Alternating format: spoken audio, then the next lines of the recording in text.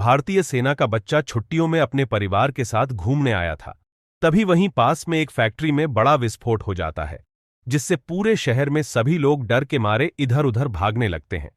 बच्चा बहादुरी से तुरंत बाइक उठाकर फैक्ट्री की ओर निकल पड़ता है। लेकिन जब बच्चा वहां पहुंचता है, आग पूरी फैक्ट्री में फैल चुकी होती है और फैक्ट्री के अंदर घुसे लोग डर के मारे चिल्ला रहे होते हैं। बच्चा बहादुरी से बिना सोचे समझे फैक्ट्री के अंदर घुस जाता है और एक एक करके सभी लोगों को सुरक्षित बाहर निकाल लाता है और सभी की जान बच जाती है।